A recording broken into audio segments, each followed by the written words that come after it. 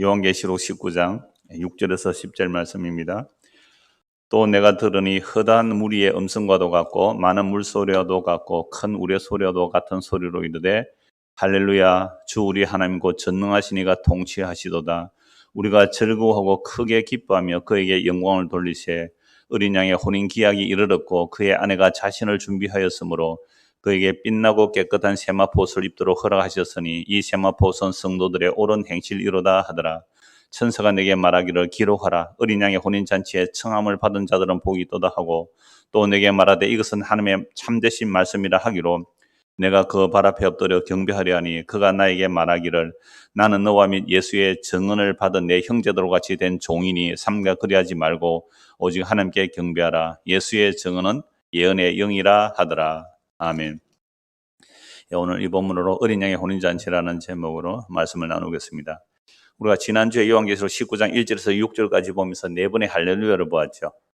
우리는 나에게 좋은 일이 일어나면 할렐루야 그러잖아요. 물론 나에게 좋은 일이라는 게 하늘에 속한 신령한 복들을 말할 수 있습니다. 그러나 우리는 대부분 좋은 일 그러면 세상 사람들도 복받았다, 잘됐다, 좋아한다 어떤 그런 일들을 우리는 복이다 생각하고 할렐루야 그렇게 하죠. 근데 성경에서 할렐루야는요 우리의 예상을 완전히 빗나가는 할렐루야죠. 무엇에 할렐루야 합니까? 온 세상을 심판하셨다. 눈에 보이는 하늘과 땅을 예수님의 십자가로 다 심판하셨다. 눈에 보이는 이 하늘과 땅이 망해버렸다. 할렐루야. 안 나오네. 그러니까 온 세상이 심판받았다, 끝났다, 죽었다, 망했다 라는 이야기에 할렐루야 하더라고요. 그래서 이건 예수님의 십자가 얘기로 말씀드렸잖아요. 그래서 예수님의 십자가에서 세상을 왜 심판하는가 하면 요한계시록 18장 이미 보았잖아요. 그 성에 뭐가 있었다고요? 피가 보이는 거예요. 피는 죽음이거든요. 생명이잖아요. 억울한 자들의 피 흘림의 죽음, 구약의 선지자들, 신약의 사도들, 그 피 흘림, 구약의 예수님을 전가하다가 죽음 당한 자들, 신약의 죽음 당한 자들, 그 중심은 예수님이잖아요. 예수님은 참 사람이고 참 하나님이거든요. 예수님은 참 사람이고 참 하나님이에요. 어제 제가 노예 고시를 쳐왔는데요. 제가 고시 부장입니다. 두 번째 고시 부장을 하는데요. 그러니까 그게 꼭 제가 넣는 제가 12신조 출제를 하는데 꼭 넣는 게 예수님이 누구시냐는 거죠. 참 하나님이고 참 사람이에요.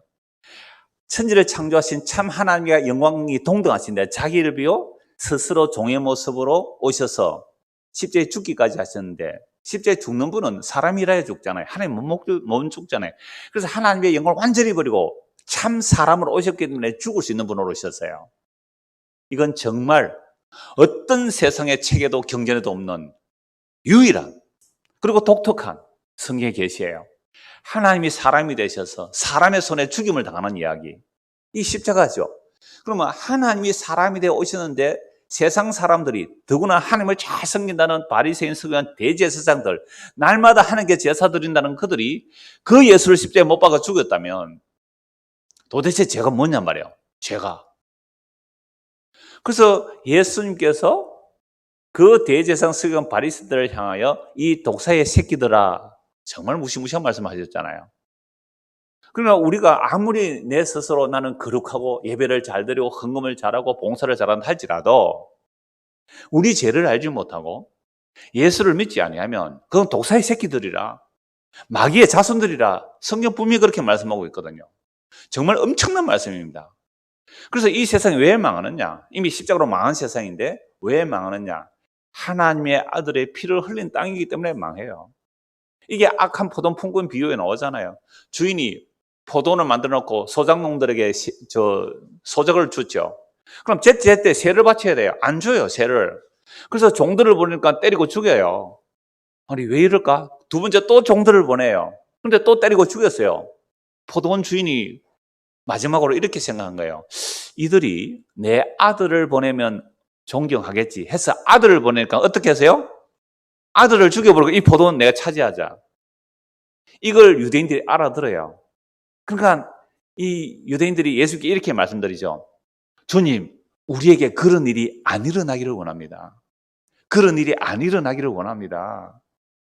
그때 예수님이 하신 말씀이 그렇다면 시편에 나오는 시편 118편이죠. 건축자들의 버린 돌이 모퉁이의 버린 돌이 된다는 말씀이 어떻게 되겠느냐. 그러니까 너희는 날 버려야 되고 내가 죽임 당해야 되고 그리고 새로운 내가 모퉁이 돌이 되어서 새로운 집을 지어낼 거야 라는 말씀을 하셨거든요. 우리 죄가 뭐냐 하면요, 우리는 태어나면서부터 죄 가운데 태어났기 때문에 내가 내 인생의 주인 줄 알잖아요. 내가 내 인생의 주인 줄 알아요. 그렇게 살다 보니까 예수님이 우리의 주인이라는 사실을 모르고 사는 것, 이게 죄예요.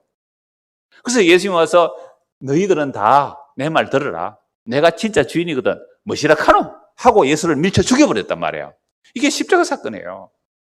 그래서 그 악한 포도원 품꾼 비유에서 예수님이 물으시잖아요. 너희들이 포도원 주인이라면 어떻게 하겠니? 내 하나뿐인 아들을 세 받으라고 보냈더니 내 아들 죽이고 포도원 차지해버렸어요. 진광이, 네가 포도원 주인이라면 어떻게 하겠니? 그 내 아들 죽인 놈들 다 죽여야 마땅하잖아요.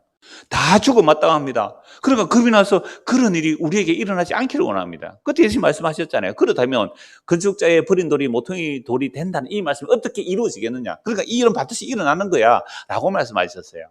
그래서 우리가 교회를 나와서 성경을 보고 하나님 말씀을 듣는다는 것은 내가 먼저 어떤 죄인지 아는 게 그게 관건이에요.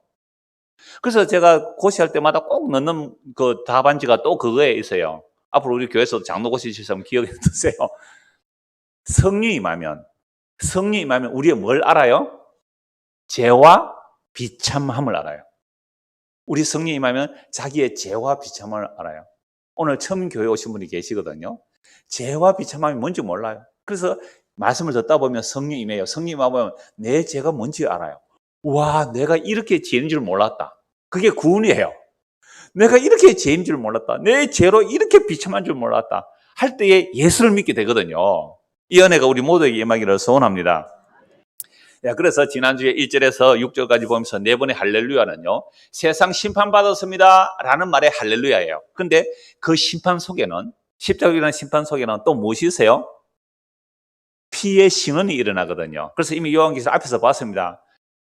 하나님이시여 우리 피를 신원하여 주기를, 우리 피를 갚아주기를 언제까지 하시겠습니까? 좀 기다리라 이랬잖아요.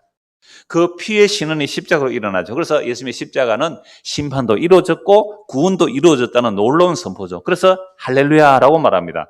그러면 그 구원이 어떤 모습으로 설명하느냐 하면 결론으로 설명하고 있죠. 오늘 본문 보십시오. 또 내가 들으니 헛한 무리의 음성과도 같고 많은 물소리도 같고 큰 우레 소리도 같은 소리로 돼 할렐루야. 할렐루야 뜻이 뭡니까? 너희는 여호와를 찬송하라. 할렐루야. 너희는 여호와를 찬송하라. 할렐루야. 주 우리 하나님 곧 전능하신 이가 통치하셔도다. 이제 십자가로 세상을 심판하시고 자기 백성을 구원하시고 악한 자들을 심판하시고 자기 백성을 구원하시고 이제 이 우리 주 하나님 곧 전능하신 이가 통치하세요. 이 전능하신 하나님이 예수님이 전능하신 하나님이에요.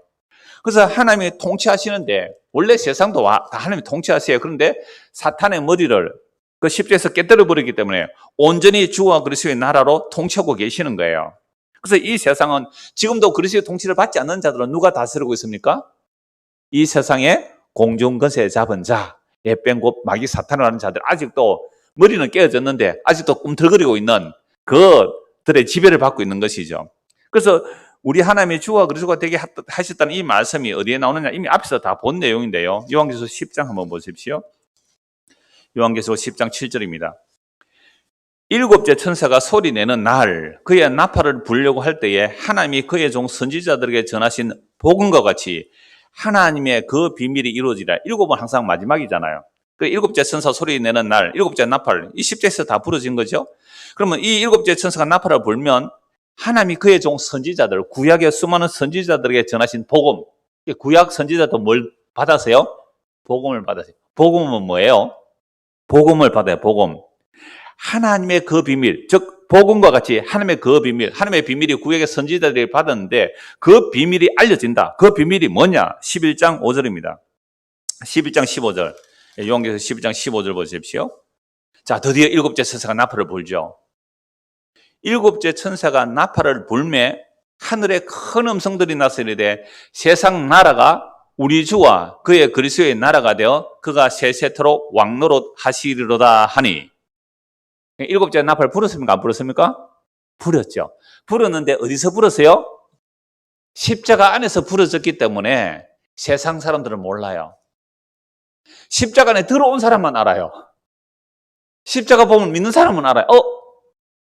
일곱째 나팔 부러졌네? 그렇다면 우리는 이 세상에 살면서 누가 우리의 왕이에요? 죽임당한 어린 양, 예수님 우리의 왕이에요. 누가 우리의 주인이에요? 죽임당한 어린 양, 예수님, 십자가에 지신 그 예수 우리의 주인이에요. 이 예수님 진짜 우리의 주인과 우리의 왕으로 섬기고 있습니까?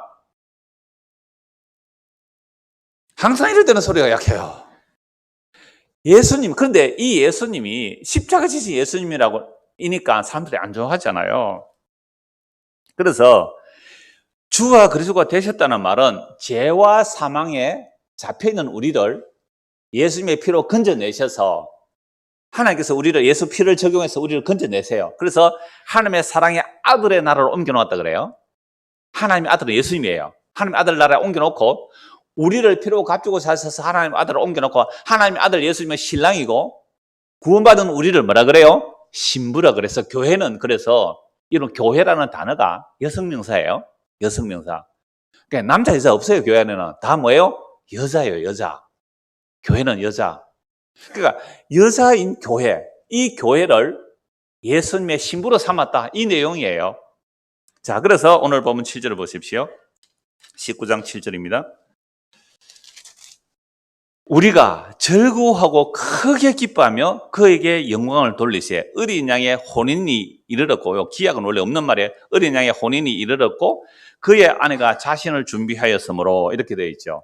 자, 그러면 어린 양의 혼인이 이르렀고 이 십자가에서 어린 양의 혼인 잔치를 해요. 십자가에서 어린 양의 혼인 잔치합니다. 그런데 그의 아내가 자신을 준비했다라고 말씀하고 있죠. 자, 여기서 그의 아내가 자신을 준비했다. 여러분, 결혼하신 분들, 최근에 결혼하신 분, 신부 결혼할 때 준비한 거 많지요? 드레스도 생각해야 되고, 와가지고, 미리 와가지고 꽃을 이렇게 꽂아주세요. 꽃을 이렇게 붙여주세요. 굉장히 신경 쓰더라고요. 준비할 게 얼마나 많아요. 준비할 게 얼마나 많아요. 그런데, 여기서 이제 어린 양의 혼인이 이르렀는데, 그러면 어린 양의 혼인이 이런 아내는 뭘 해야 돼요? 자신을 준비해야 될 거 아니에요. 그래서 우리 딸도 시집 갈 때 보니까 평생 안 가는 마사지도 받으러 가고 이러더라고요. 마사지 왜 받아요? 신부로 준비해야 되니까. 자, 그런데 이런 말씀을 가지고 우리도 재림하는 예수님을 맞이하려면 뭘 해야 돼요? 신부가 준비해야 돼요. 신부 단장을 해야 돼요. 재림하는 예수 맞이하려면 신부 단장을 해라. 그럼 신부 단장하는 모습이 뭐예요? 코로나 났고 교회를 하나? 집에 앉아서 텔레비나 보고 앉아서 그건 준비 안 되는 거예요 라고 얘기해요. 그리고 왜요? 어린 양의 혼인 잔치가 지금 준비되어 있는데 어린 양의 신부는 교회 우리거든요. 그럼 우리가 그 어린 양을 맞이하려면 신랑을 맞으면 신부가 단장을 해야 되잖아요. 그래서 이 단장을 준비해야 되잖아요. 준비함으로 자신을 준비하였다라고 하잖아요. 이 준비하기 위해서 전부 다 나오는 내용은 열심히 노력해서 헌신충성 봉사해서 여러분 옷을 단장해 입으세요. 저는 어렸을 때부터 그 말씀 너무너무 많이 들었어요. 너무너무 많이 들었어요. 그래서 제가 32년쯤 됐어요. 아니요. 한 32, 3년쯤 됐네요. 처음 전도사 할 때에 제가 이런 말씀을 가지고 중고등 학생들에게 이렇게 전했거든요. 여러분들, 예수님은 완벽한 신랑으로 옵니다. 예수님 하나님이잖아요. 완벽한 신랑으로 오는데 우리가 예수님의 신랑을 맞이하려면 신부로 나가야 되는데 이 신부가 옷을 더러운 옷, 때 묻은 옷, 머리 단장도 안 하고 깨재재하고 쩔뚝거리면서 이렇게 비틀비틀 나가면 되겠어요? 이렇게 말했거든요. 물론 그렇게 하면서 우리는 예수 믿어야 된다는 말을 했지만 제가 그 설교를 마치고 났을 때에 교사 한 분이 저에게 조용히 이렇게 말했어요. 목사님, 그 의미가 무엇인지는 알겠는데요. 우리 중고등 학생들 가운데 장애인이 있습니다. 제가 그 말씀 듣고 충격받았어요. 지금 호주에서 잘 듣고 계시죠? 최 집사님? 그 말씀 아직도 기억하고 있거든요. 그러니까 우리는 더러운 옷을 입어도 장애인이라도 심지어 세리와 창기라도 괜찮다는 말이에요. 그게. 그런 우리가 스스로 준비할 길은 아무것도 없어요. 스스로 준비할 수 있는 길은 아무것도 없어요. 오직 예수 그리스도의 보혈의 피. 예수님이 나의 죄를 대신에 십자가에 피 흘려 용서해 주셨구나. 그 복음을 믿으면 돼요. 이러면 완벽하게 점도 티도 없는 신부가 된다는 말씀이거든요. 이게 복음이에요. 이게 복음이에요.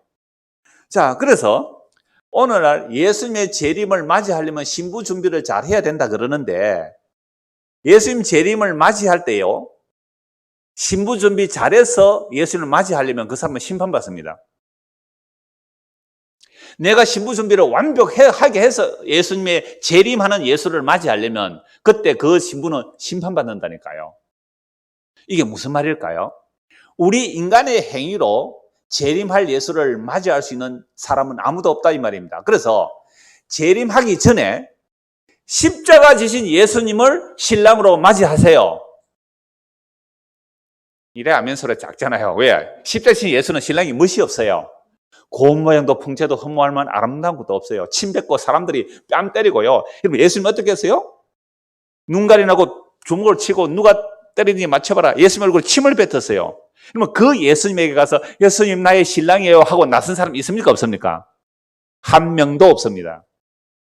예수님의 제자들, 그 예수님을 따라다니던 여인들 아무도 없었어요.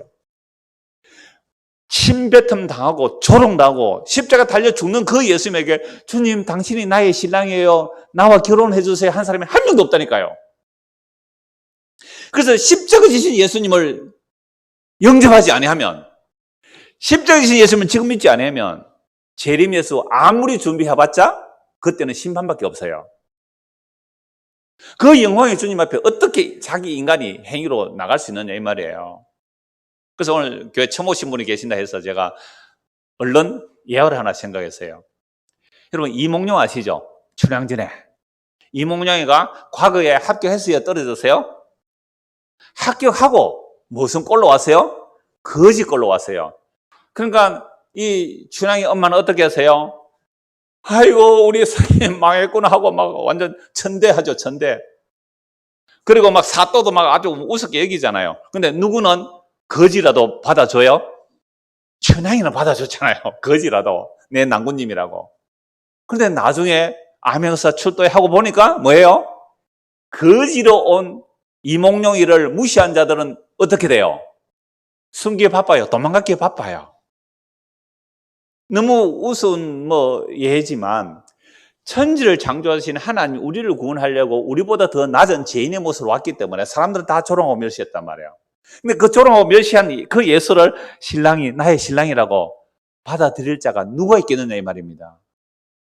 그래서 내가 스스로 단장해서 신랑을 맞이할 수 있는 사람은 한 명도 없습니다. 그래서 다시 보십시오. 7절 우리가 즐거워 크게 기뻐하여 그에게 영혼을 돌세 어린 양의 혼인 기약이 이르렀고 그의 아내가 자신을 준비하였으므로 했을 때 이 준비가 우리의 인간의 행위가 아니라는 말씀을 제가 성경 세 곳만 찾아서 확인할게요. 자, 이사야 59장 보십시오. 성경 두 곳만 일단 찾아볼게요. 이사야 59장 5절 보십시오. 구약 이사야 59장 5절.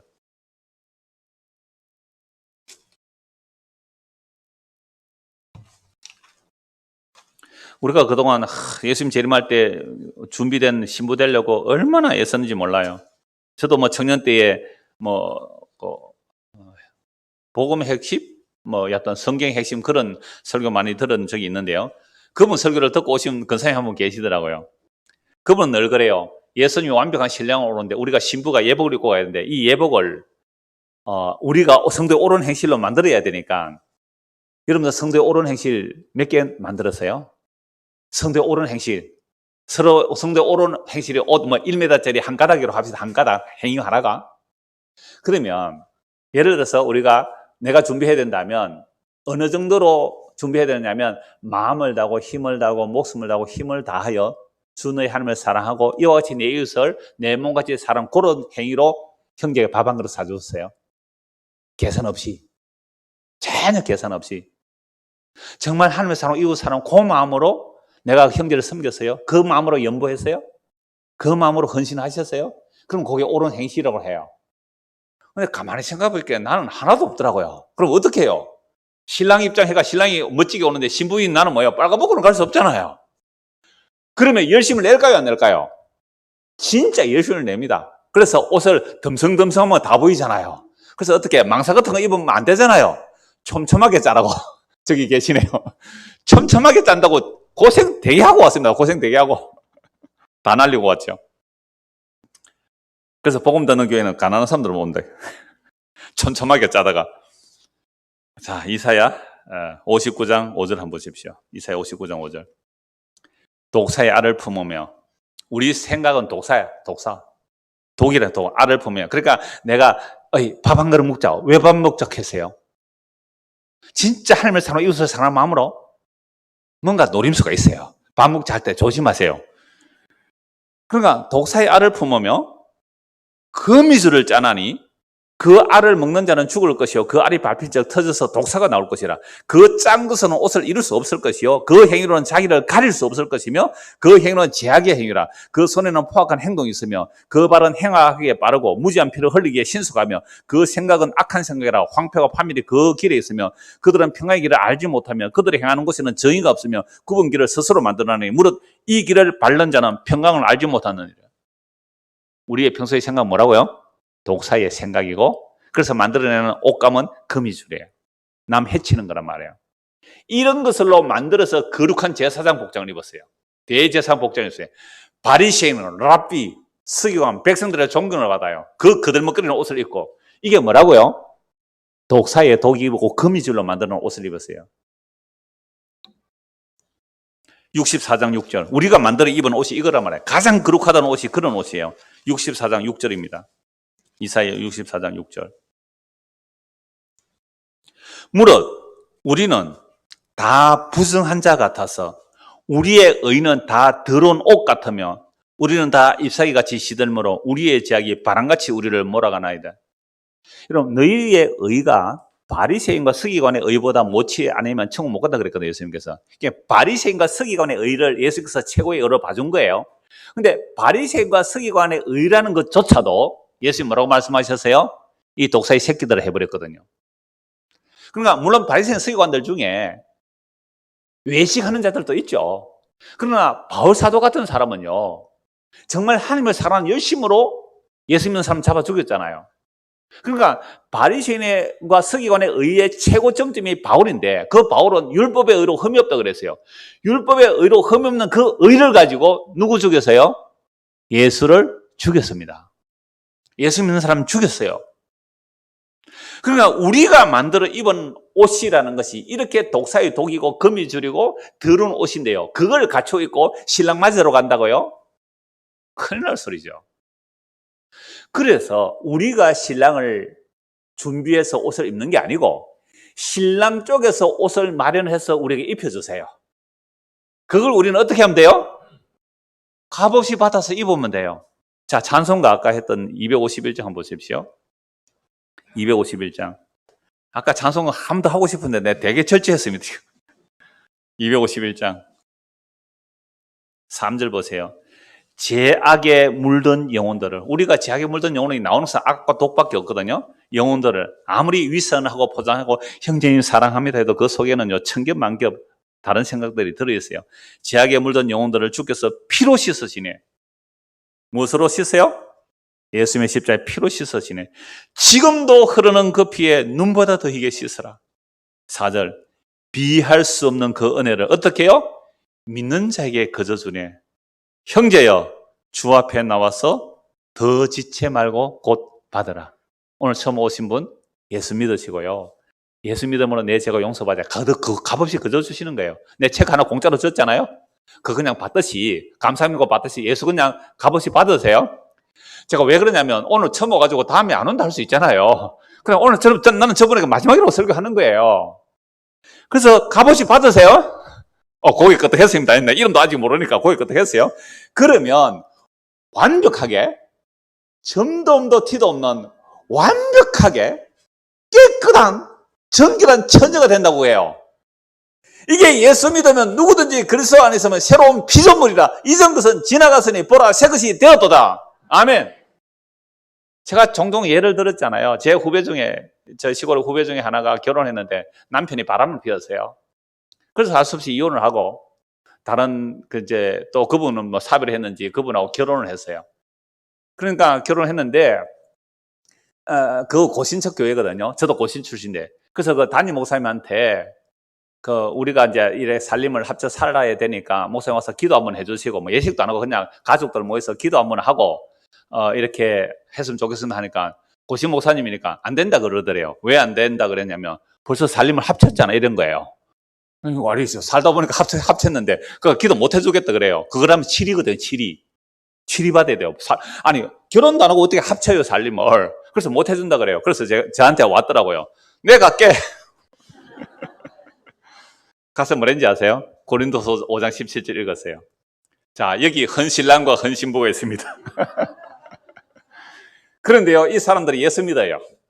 그래서 누구든지 그리스도 안에 있으면 새로운 피조물이라. 이전 것을 지어나갔으니 보라 새 것이 되었도다. 자, 신랑 새로운 신부예요? 신부 새 신랑이에요. 그 복음을 알아들을 수 있는 분이 있었는지는 모르겠습니다만 지금 오늘 제가 설교하는 게 그거예요. 우리 주 예수 그리스도의 십자가의 피가 우리의 그 어떠한 죄를 듣고 씻고 깨끗하게 점도 티도 없게 하기에 완벽한 예수 그리스도의 보혈입니다. 그 피를 믿는 자에게 값없이 그저 완벽한 신부로 만들어 주시겠다는 게 하나님의 약속이에요. 그럼 그 예수를 믿습니다 하면 뭐예요? 완벽한 신부예요. 이게 얼마나 놀라운 은혜인지 구약에서 계속 거듭 말씀하는데요. 이사야서 보고 호시아서 보고 예레미야 보고 세고 찾아볼 거예요. 이사야 54장 보십시오. 이사야 54장.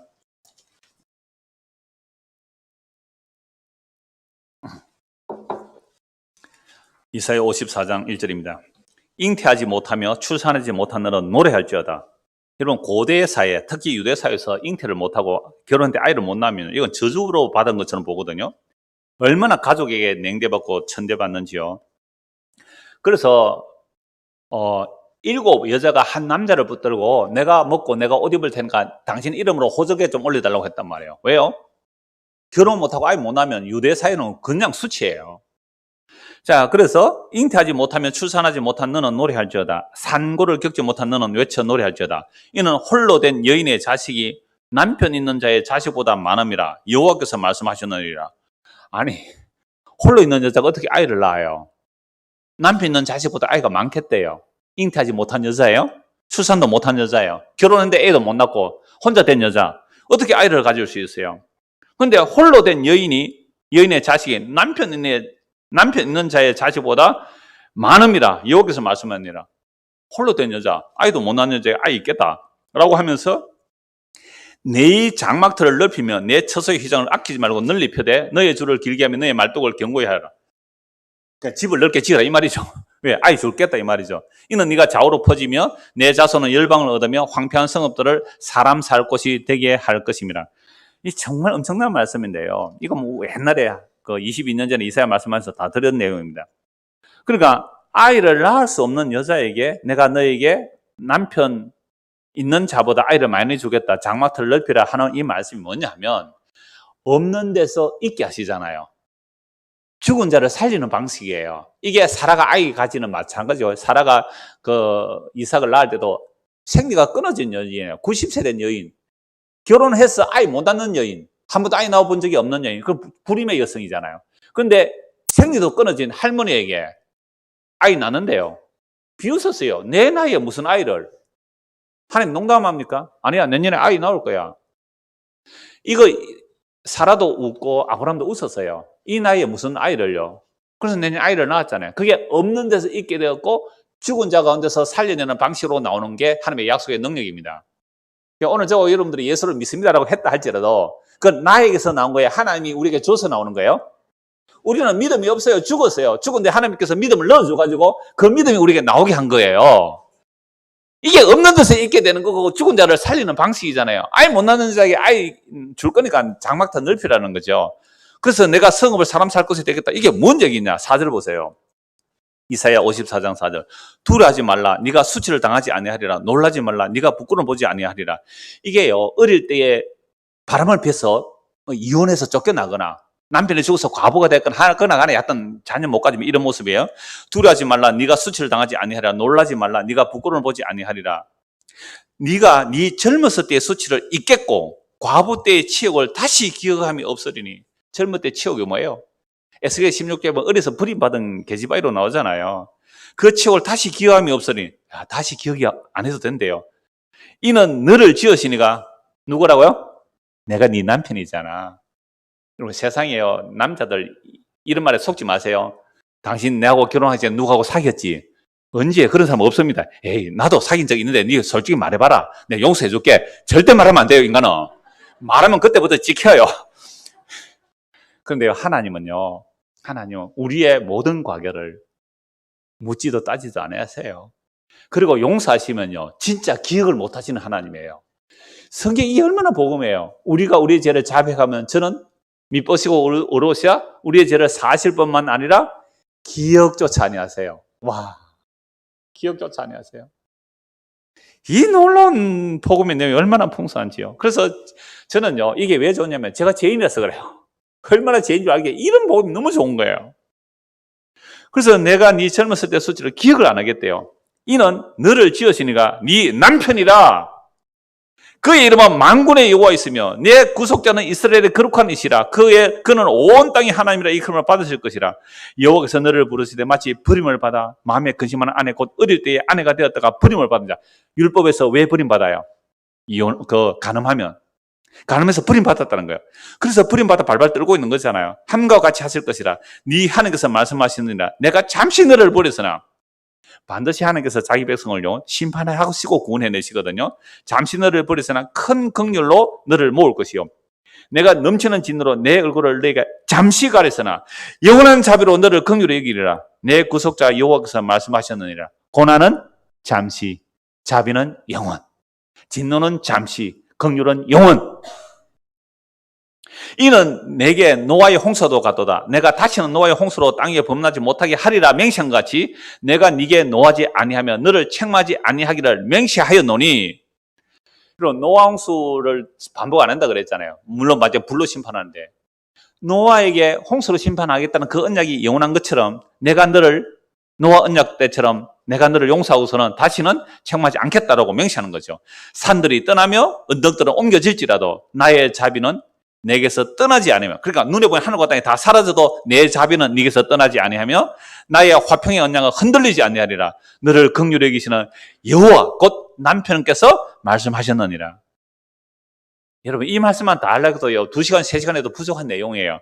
자, 그래서 버림받은 아이도 못 낳는 그 부끄러운 여인을 다시 남편이 불러내시잖아요. 불러내서 용서와 긍휼로 결혼하셔서 황금보석 꾸민 집을 지어주겠대요. 11절. 너 공고하며 광풍에 요동하며 안위를 받지 못한 자여, 보라 내가 화려한 채색으로 내 돌서에 더하며 청옥으로 내 기초를 쌓으며 홍보석으로 내 성벽을 지으며 석류석으로 내 성문을 만들고 내 지경을 다 보석으로 꾸밀 것이며 내 모든 자녀는 여호와의 교훈을 받을 것이니 내 자녀에게는 큰 평안이 있을 것이며 너는 공의로 설 것이며 학대가 내게서 멀어질 것인즉 내가 두려워하지 않을 것이며 공포도 내게 가까이 하지 못할 것이라. 여기까지만 읽을게요. 그리고 요한계시록 19장 어린 양의 혼인잔치 하고 나면요, 요한계시록 22장에 뭐가 나와요? 황무보석 꾸민 집이 나오잖아요. 구약 이사야가 이 말씀이잖아요. 버림받은 그 끓이끼는 여인을 하나님이 남편에 대해서 용서하셔서 황금보석 꾸민 집에 살게 해줄게. 이게 무슨 성경이에요? 이사야서. 왜 이렇게 해야 돼요? 하나님 왜 이렇게 해야 돼요? 호세아서 2장 보십시오. 호세아, 구약 성경 호세아서 2장. 왜 하나님이 이렇게 하셔야 돼요? 하나님이 이렇게 해야만 하나님이 어떤 분인지 알게 되거든요. 하나님이 이렇게 안 해주면 우리 하나님 누구인지 몰라요. 호세아서 2장 19절 보십시오. 호세아 2장 19절 20절 같이 읽을까요? 19절 20절 시작. 내가 네게 장가들어 영원히 살되 공의와 정의와 은총과 긍휼의 이름으로 네게 장가들며 신실함으로 네게 장가들리니 네가 여호와를 알리라. 호세아는 하나님의 선지자잖아요. 근데 결혼한 여자가 어떤 여자예요? 엄난한 여인, 고멜. 처녀 때도 엄난한 여인인데 결혼해서 애 낳고서도 바람피로 맨날 돌아다녀. 그래서 완전히 술집에 가가 몸이 팔렸어요. 어떻게 해야 돼요? 언 15가 보리 한 호멜 반. 들고 가서 그 신부를 사와요. 그 더럽혀진 아내를 돈 주고 사와요. 돈 주고 사오면서 하는 말이 뭐예요? 내가 진실과 공의로 너에게 장가들르니, 내가 진실로 공의로 너에게 장가들니 내가 영원히 살게. 니한테 가서 공의와 정의와 은총과 긍휼로 네가 장가들어서 내가 너하고 영원히 살게. 그렇게 해야 네가 나를 여호와인 줄 알리라. 저는요, 제가 이 설교 시간에 가끔 이런 예화도 드렸지만, 우리 인간의 사랑을 말할 때 제가 너는 내 운명, 아주 오래된 영화인데요, 황정민 또 전도연 그 주인공이었죠. 황정민이 시골 사람인데요, 그 전도연 씨가 다방 아가씨예요. 그러니까 티켓 다방이죠. 우리 젊은 애들은 잘 모르는 내용인데 하여튼 그런 다방인데, 이 둘이 좋아해요. 그러니까 막 이 황정민이 너무너무 좋아가지고 막 또 시어머니 될 사람 좋아가지고, 우리 걔는, 우리 그 도연이 걔는 다방에서 계산만 했대, 계산만. 하여튼 그렇게 해서 알아들으시는 거예요. 그렇게 해서 며느리를 맞이하려고 했는데 에이즈였어요. 에이즈. 그 여자가 에이즈였어요. 그래서 동네 총각들, 군인들 전부 다 에이즈 검사 다 하고요. 난리가 났죠. 사라졌죠. 이 남자가요, 소 팔아가지고 그 감옥에 가 있는 도연이를 구해 올라는 그런 내용이었어요. 여러분, 인간의 사랑도 이렇더라고요. 인간의 사랑. 근데 천지를 창조하신 그 하나님께서 에이즈, 불치병인 에이즈 같은 우리 죄의 짐을 지기 위하여 하나님이 사람이 되셔서 우리의 그 모든 죄를 용서하시고, 영원히 너하고 살게. 내가 영원히 너와 살게. 너 영원히 살게. 그렇게 하면 너희들이 비로소 여호와 하나님이 누군지 알 거야. 이게 놀라운 구약에서 나타난 하나님의 은혜예요. 예레미야 31장 보시죠. 예레미야 31장. 호세아서 좀 앞쪽으로 넘기십시오. 예레미야 31장 31절입니다. 제가 3.1절 이렇게 하면 기억하기 쉽다고 그랬죠? 3.1절 놀라운 시언약이에요. 여호와의 말씀이니라. 보라, 날이 이르니 내가 이스라엘 집과 유다 집에 뭘 맺는다고요? 새 언약을 맺는다고. 왜 새 언약을 맺어야 하냐면, 옛 언약은 율법이거든요. 구약이에요. 이 언약은 내가 그들의 조상들과 손을 잡고 애굽 땅에서 인도하여 내던 날에 맺은 같지 아니할 것은, 그 시내산에서 언약을 맺었거든요. 시내산에서 결혼을 했어요. 하나님 신랑이고 신부는 이스라엘 백성들 애굽에서 끄집어내서 시내산에 결혼을 했어요. 결혼을 했는데 이 아내가 맨날 바람을 피네요. 그래서 내가 그들의 남편이 되었어도 그들이 내 언약을 깨뜨렸습니다. 그래서 구약 역사 전체를 통하여 하나님은 신실한 남편인데 이스라엘은 늘 바람 피는 거예요. 아까 이사야서 봤잖아요. 호세아서 봤잖아요. 늘 바람 펴요. 틈만 나면 바람 펴요. 돈 주고 남자 사와요. 그게 강대국을 의지하는 겁니다. 바벨론 의지하고 애굽 의지하고요. 아수르 의지하고요. 하나님 의지 안 하는 거예요. 세상 사랑하는 거예요. 돈 사랑하는 거예요. 하나님 사랑 안 해요. 이게 이스라엘 역사 구약 성경 전체가 말하는 거잖아요. 그러니까 내가 남편이 돼서 네가 손을 잡고 끄집어낸 거예요. 손을 잡고 끄집어냈는데 아내가 손에 잡혀서 질질 끌려가는데 마음은 어디가 있어요? 애굽이라는 세상 사랑이 가 있다는 거예요. 그 음녀라는 세상 사랑이 가 있어요. 세상의 사치품에, 세상의 영광에. 그게 마음에 가 있는 거예요. 하나님 불러도 세상 사랑하는 것 같으면 그 우상숭배하는 거고 바람 피는 거예요. 그러고 있는 아내를 잡아왔는데, 잡혀는 나왔는데 뭐가 안 끌려왔어요? 마음이 안 끌려와요. 그래서 하나님이 안 되겠다 이래가지고, 물론 하나님 제 표현이에요. 내가 네 안에 들어가면 하나님이 어디 오버린다고요? 우리 안에 와버리겠다. 이게 새 언약입니다. 이게 새 언약. 그래서 예수 진짜 피 흘려 죽으시고 부활 성천하셔서 성령을 보내주시는가. 성령은 예수님의 영이거든요. 예수님의 영이 우리에게 쑥 들어와 버렸네요. 이게 무슨 일 때문에 일어난 거예요? 십자가 때문에. 십자에서 다 이루신 때문에 그 성령 은혜 들어오니까 이제는요, 내가 지금 비록 장녀로 살고 있을지라도 내 안에 누가 들어와 버렸어요? 신랑이신 예수님이 와서 우리를 거룩한 신부라고 말해주시네요. 이게 복음입니다. 이게 복음이에요. 얼마나 어마어마한 내용이에요. 그래서 다시 보십시오. 오늘 본문 7절. 우리가 즐거워하고 크게 기뻐하며 그의 영광을 돌리세. 어린 양의 혼인 기약이 이르렀고 그의 아내가 자신을 준비하였으므로. 그의 아내가 스스로 준비할 수 있어요, 없어요? 없습니다. 제가 이사야 성경 찾았잖아요. 우리가 스스로 만들어 입은 옷은 뭐라고요? 독사의 독이고 거미줄이고 예, 더러운 똥기저귀 그 생리대와 같은 그런 그 원래 계짐이라는 표현이 그런 거예요. 그런 걸로 우리가 옷을 만들어 입은 게 하나님 앞에 나갈 때 그 부정한 것으로 절대로 자기가 입고 나갈 수가 없어요.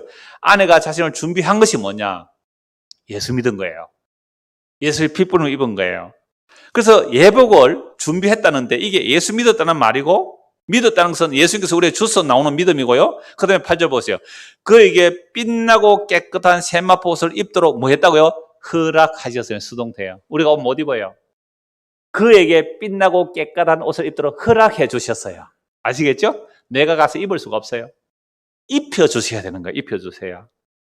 이 세마포 옷은 성도에 뭐라고요? 옳은 행실이로다. 우리가 옳은 행실로 옷을 만들어 입을 수 있어요? 없어요? 없어요. 왜요? 독사의 독이거든요. 거미줄이거든요. 내가 만들어 입은 것은 안 돼요. 그럼 성도의 옳은 행실은, 유일한 성도의 옳은 행실은 믿음으로 의롭다함을 받는 겁니다. 우리가 예수 믿을 때 의롭다고 해주세요. 우리가 믿음이라는 것은 나의 행위가 아니에요. 하나님의 은혜로 예수를 믿음으로 의롭다 해주시는 그 의로움이 우리의 옳은 행실입니다. 나의 옳은 행실은 내가 주섬주섬 주워내가지고 내놓은 이게 옳은 행실이 아니고 예수의 피가 우리의 옳은 행실이 되는 겁니다.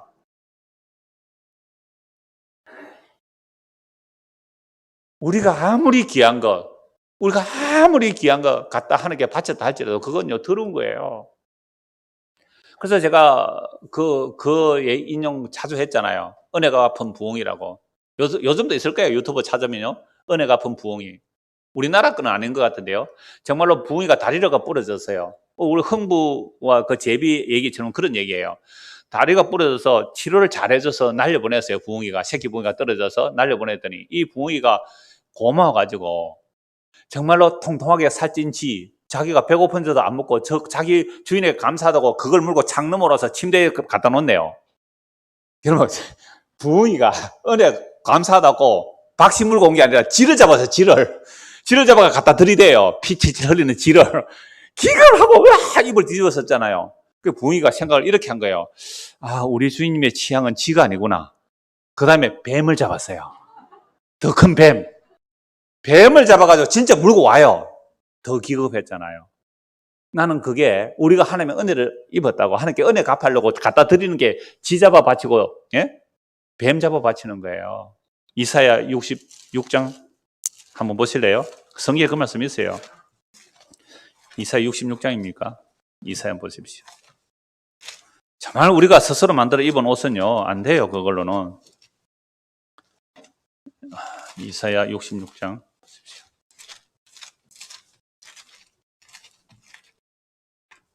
1절부터 한번 볼까요? 여호와께서 이와 같이 말씀하시되 하늘은 나의 보좌요 땅은 나의 발판에 너희가 나를 위해 무슨 집을 지어라. 내가 안식을 처소 어디랴. 하나님을 위해 집 지어드리겠다고요? 내가 그거 원한다냐 이 말입니다. 나 여호와가 말하노라 내 손이 이 모든 것을 지었으므로 그들이 생겼느니라. 무릇 마음이 가난하고 심령에 통하여 내 말을 듣고 뜨는 자 그 사람은 내가 돌봐주겠다. 하나님 말씀 앞에 마음이 가난해서 심령이 통하고 막 말씀에 뜨는 거예요. 하나님, 내가 그동안 하나님 앞에 소도 바쳤고요, 주일 성수도 했고 11조도 했고요, 전도도 했고요, 성전도 건축했고요, 내가 막 선교도 했고요, 무슨 일 다 했는데요 라는 이런 것들이 독사의 독인 줄 몰랐습니다. 금이 줄 몰랐어요. 더러운 옷인 줄 몰랐어요. 그래서 마지막에 돌벌벌 떠는 거예요. 그런 사람을 돌봐주시는데 소를 잡아 드리는 것은 살인한 것 다름이 없고 소 잡는 것은 살인이고 그 작은 글자는 없는 거예요. 소 잡는 것 살인이고 어린 양은 개의 목을 꺾는 것이고요. 예부는 돼지 피해 드렸어요. 소 잡아 바친데 그거 살인한 거라. 어린 양 제사가 개의 목 꺾었대요. 하나님께 거룩한 예물을 드렸는데 소제물을 드렸는데 그거 돼지 피래요. 여러분, 성경이 얼마나 엄청나게 우리 인간의 행위에서 나오는 것이 더러운 것인지를 말하고 있잖아요. 그래서 이 말씀 앞에 벌벌 떠는 자는요, 주여 나는 당신의 보혈 외에는 의지할 게 없습니다. 예수의 피 외에는 나는 의지할 게 없습니다. 자연히 나와요. 그런 자를 하나님 돌보신다는 거죠. 자, 다시 오늘 본문 보십시오. 계시록 19장 8절 그에게 빛나고 깨끗한 세마포옷을 입도록 허락하셔서는 이 세마포는 성도들의 옳은 행실이라. 그러니까 성도의 옳은 행실은 오직 믿음이고 무엇을 믿어요? 예수의 피가 우리를 깨끗하게 했다는 겁니다. 요한계시록 7장 보십시오. 요한계시록 7장. 우리가 앞에서 다 본 내용인데요. 7장 13절. 자, 장로 중 하나가 응답하여 나에게 이르되 이 흰옷 입은 자들은 누구며 또 어디서 왔느냐? 왜요? 9절 보십시오. 2일 후에 내가 보니 각 나라와 족속과 백성과 반에서 아무도 능히 셀 수 없는 큰 무리가 나와 흰 옷을 입고 손에 종려가지 들고 보좌과 어린 양 앞에 서서 큰 소리로 외치되 구원하심이 보좌에 앉으신 우리 하나님과 어린 양에 있도다. 와, 구약의 14만 4천이라는 숫자가 크고 흰 무리예요. 크고 흰 무리. 물론 신약에 다 포함할 수 있는 내용이에요. 그래서 예수의 피로 구원받은 자들은 흰 옷을 입고 찬송하는데 찬송이 뭐라고요? 구원하심이 보좌에 앉으신 우리 하나님과 어린 양에게 있도다. 우리 행위로 구원받아요? 아니요. 구원은 하나님과 어린 양에게 있어요. 하나님 어린 양 피 흘려서 그 피 흘린 어린 양의 보혈을 성령을 보내주셔서 우리에게 오셔서 이걸 믿게 하셔서 그래서 구원하시는 거예요. 그래서 이 흰옷 입은 자 누구냐라고 묻죠. 14절 보세요. 내가 말하기를 내 주여 당신이 아시나이다 하니 그가 나에게 이르되 이는 큰 환난에서 나오는 자들인데 어떻게 해요? 어린 양의 피에 그 옷을 씻어 희게 하였느니라. 어린 양의 피에 그 옷을 씻어 희게 한 자들이 성도의 옳은 행실이라는 예수님의 의의 세마포옷을 입고 있죠. 그러므로 그들이 하나님의 보좌 앞에 있고 또 그의 성전에서 밤낮 하나님을 섬기며 보좌에 앉으시니까 그들 위에 장막을 치시리라. 그리고 이사야, 에레미야와 같아요? 달라요? 같잖아요. 더럽혀진 그 여인을 다시 불러서 내가 네 남편으로 성실과 정직과 공의로 긍휼과 은총으로 영원히 너에게 장가들 거야. 그리고 내가 너를 위해서 황금보석 꾸민 집을 지어줄게. 이사야, 에레미야 다 이런 말씀이에요. 이거 요한계시록 또 말씀하고 있잖아요. 저는요 이번에 설교 준비하면서 물론 옛날에 이사야, 에레미야 다 본 내용이지만 이야 정말 성경 어떻게 이렇게 한결같나? 정말 놀랍잖아요. 더러운 여인을 더럽혀진 여인을 자기 피로 깨끗하게 해서 하나님이 집 지어주겠대요. 황금보석집으로. 물론 그게 건물의 개념이 아니에요. 우리가 그릇이 새 예루살렘 성도가 되는 것, 신부가 되는 것이고 예수님 우리 신랑이 되고 하나님이 그 위에 장막 쳐주신다는 거잖아요. 이게요 요한계시록의 얘기가 아니에요. 구약에 이미 선지자들이 다 예언하였고 그 예언 내용을 예수님 십자가에 이루시고 오늘도 이 기록된 말씀을 다 우리에게 이 말씀이 사실이라고 증거하잖아요. 그래서 9절 보십시오. 본문 9절 19장 요한계시록 19장 천사가 내게 말하기를 기록하라. 왜요? 중요하니까. 어린 양의 혼인잔치의 청음을 받은 자들은 복이 있도다 하고 또 내게 말하되 이것은 하나님의 참된 말씀이라. 여러분 오늘 저와 여러분들이 어린 양의 혼인잔치에 참여했습니까? 예수 믿으세요? 이게 진짜 복이라는 거예요. 예수 믿으면요, 예수님 피로 우리의 죄를 깨끗이 씻기시고, 예수님 우리의 영원한 집이 되고, 그러니까 우리가 예수님 우리의 영원한 집이 되고, 예수님 우리를 영원한 집 삼으세요. 그러니까 우리가 황금보석 꾸민 보석 같은 정결하고 점점더 티도는 신부라 그래요. 이게 에베소서 나와요. 말씀과 물과 말씀으로 깨끗하게 씻어 점이나 흠이나 주름 잡히거나 티나 없이 그런 것들 없이 그리스도 앞에 세우려 하심이라. 영광스러운 주님 앞에 세우려고 오늘도 이 말씀으로 성령께서 우리에게 역사하고 계시는 겁니다. 그래서 예수 믿으면요 복이 있어요. 영원한 그 혼인자에 참여하는데요 하나님의 참된 말씀이라. 너무너무 놀라워요.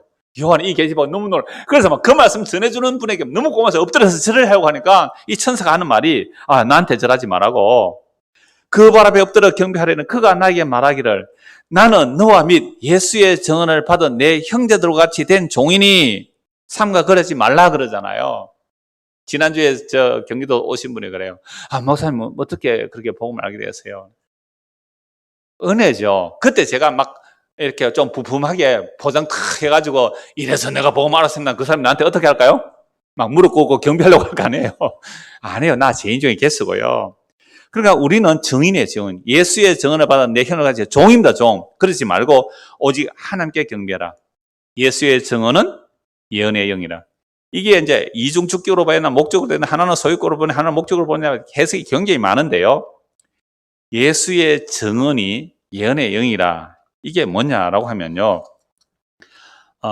그 주격과 소유격 따라 목적이 해석이 좀 달라지는데요. 제가 몇 가지를 읽어드릴게요. 이건 제가 10년 전에도 이 말씀 드렸는데, 예수가 주신 증거는 예언의 핵심이다. 자, 예수의 증거는 예언의 요 말이 예수가 주신 증거는 예언의 핵심이다. 그러니까 구약 성경 전체가 그리스도의 영이 임하여 계시를 주신 거잖아요. 구약 성경 전체가 예수 그리스도의 영이 임하여 증거했잖아요. 그래서 예수가 주신 증거는 예언의 핵심이다. 그럼 예수님이 주신 증거의 핵심이 뭐예요? 어린이 혼인잔치네요. 이게 핵심이다. 이렇게 볼 수 있죠. 그 다음에 예수께서 주신 증거는 성령으로 말미암아 주어진 예언이다. 그래서 예수의 증거는 예언의 영이라 할 때 예수님이 증거한 것은 그리스도의 영, 성령이 증거해 놓은 것이다. 성령이 증거해 놓은 것이다. 자, 그 다음에 예수에 대한 증거는 성령으로 말미암아 주어진 예언이다. 예수님에 대한 증거는 성령으로 말미암아 주어졌잖아요. 왜? 성령이 아니면 구약이나 신약이 아니라 성경을 기록 못해요. 모든 성령의 감동으로 기록됐죠. 그게 예수의 영이죠. 그래서 성령이 임하여 구약이나 신약이나 성경을 보면 반드시 누가 증거돼요? 예수님이 증거됩니다. 그래서 저는 제 설교의 목적은 요한복음 5장 39절이라고 그랬잖아요. 모든 성경으로 예수가 그리스도임을 증거하는 것. 그래서 예수에 대한 증거는 성령으로 말미암아 주어진 예언이다. 이런 내용들은 결국 한마디로 모든 성경은 예수님을 증거한다 이 말씀입니다. 그래서 오늘 본문에서 구약 세 곳을 찾아봤는데요. 구약에서 그 안에 된 이스라엘이 얼마나 음행이 심한지 다 찾아보았잖아요. 그런데도 하나님의 언약은 신실하여 이런 음란한 예언을 잠깐 심판은 하세요. 징계는 하세요. 그렇지만 진실과 정의와 공의로 영원히 장가들대요. 그 영원히 장가들어서 여호와가 누군지 알게 해주신다는 거죠. 여호와가 누군지 알게 하시려고 그 진실한 장가들기 위해서 누가 오셨어요? 하나님이 사람인데 오신 예수님이잖아요. 그래서 예수님이 십자가를 지심으로 그 십자가에 피를 뿌려 자기 신부를 구원해 주시죠. 그래서 십자가에서 모든 구약 성도를 피 뿌려서 자기 신부로 만들어 흰옷 입혀 하늘에 앉으셨고, 신약에 우리는 2000년이 지나도 지금도 그 흐르는 보혈을 믿으면 지금 우리가 예수 그리스도의 피로 완벽하게 오늘 아침까지 우리는 무슨 짓 하셨어요? 네, 장녀였어요. 장녀. 세상 사람은 음란한 음녀였어요. 아니 지금 이 시간도 그럴 수 있어요. 이런 우리를 예수의 피로 처음부터 머리보다 발까지 완벽하게 점도 없는 티도 없는 거룩한 신부로 만들어 하늘에 앉혔습니다. 이게 어린이 혼인잔치에 참여했단 말이죠. 그래서 마태복음 22장에 보면 왕이 잔치를 열었는데 먼저 초대를 했죠. 유대인들 초대했어요. 그런데 뭐 소를 사서 바쁘다, 뭐 밭을 사서 바쁘다, 뭐 사업차 바쁘다 해서 아무도 안 온 거예요. 때로는 종들을 때려 죽였어요. 아까 악한 포도풍군하고 비슷해요. 천국 잔치를 예수님께서 마태복음 20 천국을 이 잔치로 표현해요. 임금이 잔치를 준비했는데 손님이 없어요. 그러니까 원래 청함을 받지 못한 이방인들이죠. 세리, 창기, 나그네, 이방인, 오늘 창원에 사는 우리들, 이런 대구서 왔으니까 대구 사람들까지 이런 우리들을 불렀어요. 누구나 와라, 아무나 와라. 오는데요. 뭐 유대 결혼식은 입구에서 예복을 나눠준대요. 가면 이제 뭐 일하다가 오는 급한 사람도 있으니까 옷을 나누는데 다 옷을 입고 왔는데 주인이 딱 보니까 한 명이 오늘 옷을 안 입었어요. 이 한 명이 옷을 안 입은 사람은 아까 대지상 성경 바리새인들 자기 의로 예수를 죽인 자와 동료예요. 자기 옷이 좋다고 예수님 입혀주신 의의 옷을 안 입은 거예요. 그리고 예수님 입혀주신 의의 옷 역사 속에서는 어떤 옷이에요? 십자가입니다. 이 역사 속에서는 십자가예요. 예수님 입혀주신 옷이 십자가예요. 침뱉음 당하고 피 흘려짓고 찢어지고 땀냈전 저주받아 죽은 사람들이 버려버린 그 십자가 옷이 이 역사 속에 주어진 의의 세마포옷이에요. 그 옷을 우리에게 입혀주신 거잖아요. 그런데 그 옷보다는 뭐가 좋아요? 내가 율법 잘 지킨 거, 주일 성서 11조 잘한 거, 내가 헌신 추서 본사, 이 옷이 더 좋아서 그 옷 안 입었단 말이에요. 예수님 입혀주신 의의 옷이 이 역사 속에서는 십자가라는 옷이에요. 그 옷이 보기 안 좋아요.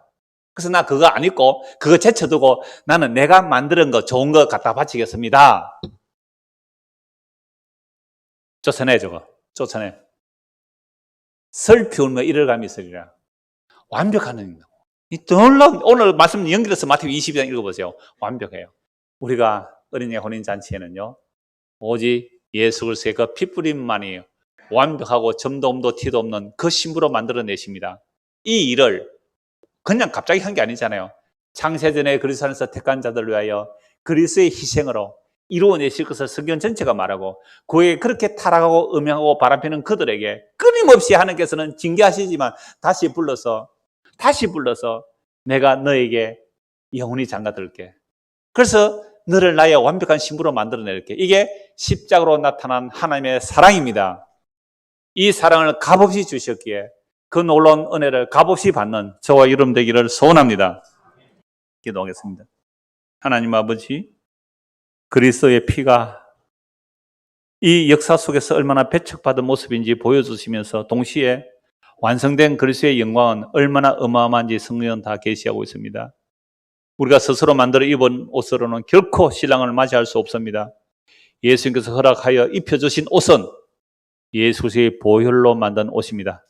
그 놀라운 보혈 안에는 광도라도 창기라도 세리라도 에이즈 환자라도 그 어떤 자라도 그리스도 안에서 완벽하고 거룩하고 의롭다 해주시는 그 보혈의 능력을 덧입음으로 그리스도 앞에 온전한 신부로 세워졌기에 이제 우리 주님 다시 오시는 그날에 영광의 주를 사모하며 살아가는 우리 모두가 되도록 은혜를 베풀어 주시옵소서. 예수 그리스도 이름 받들어 기도드리옵나이다.